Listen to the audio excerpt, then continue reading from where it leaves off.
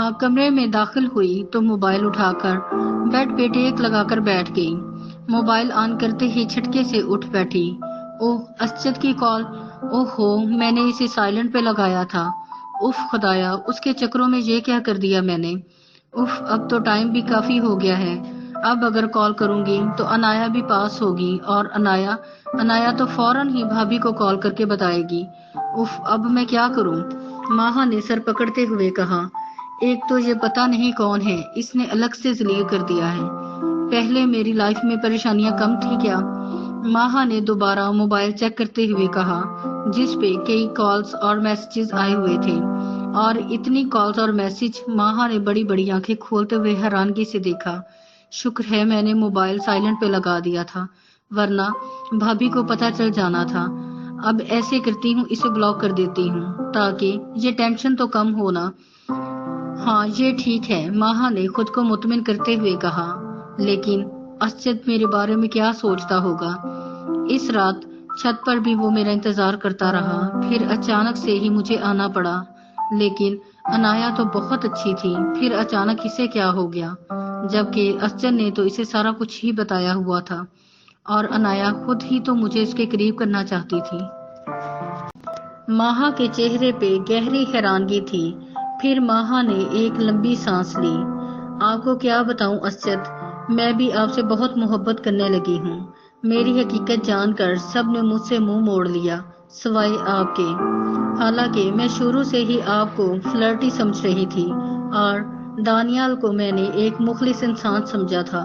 وہ محبت کے بہت دعوے کرتا تھا اور کسی بات پر بھی قائم نہیں رہ سکا، جبکہ آپ سے مجھے ایسی امید بھی نہیں تھی۔ لیکن آپ کی نظروں میں اپنے لیے پہلے سے بھی زیادہ عزت دیکھی۔ مجھے محبت کی نہیں، عزت کی ضرورت ہے، کیونکہ میں نے بہت سے لوگوں کو محبت کے نام پہ لڑکیوں کو لوٹتے دیکھا ہے، اور لڑکیوں کو زندہ لاشیں۔ ماہا کی آنکھوں سے آنسو گرنے لگے۔ ماہا چھت پر کپڑے ڈال رہی تھی جب اس کے موبائل پہ کال بیل ہوئی، تو ماہا نے کپڑے چھوڑ کر کال سیو کی۔ السلام علیکم جی، کون؟ آگے سے کسی لڑکے کی آواز تھی۔ وعلیکم السلام، سامنے دیکھو۔ ماہا نے جب سامنے دیکھا تو اسی چھت پہ سامنے وہی لڑکا کھڑا تھا جو پہلے بھی ماہا کو کال کر رہا تھا۔ تم سوچ رہی ہوگی کہ میرا نمبر تو تم نے بلاک کر دیا تھا، تو پھر یہ تو میں نے نمبر چینج کر لیا ہے۔ اس کی بات سن کر ماہا نے کال بند کرنے لگی۔ پلیز کال بند نہ کرنا، میری بات سن تو لو، لڑکے نے فوراً کہا۔ جی کہیے، ماہا نے کہا۔ تو ماہا تم ایسے کیوں کر رہی ہو؟ پہلے میری بات تو سن لو، لڑکے نے التجائی انداز میں کہا۔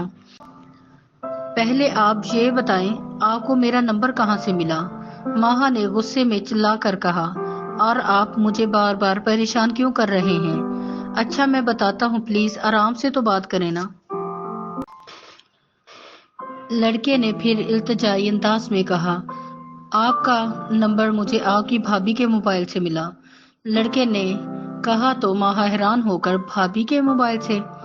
ہاں، اصل میں وہ ہمارے گھر آئی تھی تو ان کے موبائل کی بیٹری کم تھی، اور انہیں ماما کے ساتھ ذرا ٹائم لگ جانا تھا، تو انہوں نے موبائل چارجنگ پہ لگا دیا، اور میں نے ان کے موبائل سے تمہارا نمبر نکالا۔ لڑکے کی بات سن کر ماہا ایک دم چلائی۔ آپ کو شرم نہیں آئی اس طرح کی حرکت کرتے ہوئے؟ میں ایسی حرکت نہیں کرنا چاہتا تھا، لیکن میں کیا کرتا، میں تم سے بہت محبت کرتا ہوں اور بات کرنا چاہتا تھا، اور میرے پاس اس کے علاوہ اور کوئی چارہ نہیں تھا، لڑکے نے معصومانہ انداز میں کہا۔ محبت؟ مائی فٹ! ماہا چلائی اور فون بند کر دیا۔ ماہا نے غصے سے اس کی طرف دیکھا جو ابھی سامنے ہی کھڑا ماہا کی طرف دیکھ رہا تھا۔ اتنے میں موبائل پہ دوبارہ بیل ہوئی۔ ماہا نے دوسری طرف گھومتے ہوئے کال سیو کی اور پھر غصے سے چلائی۔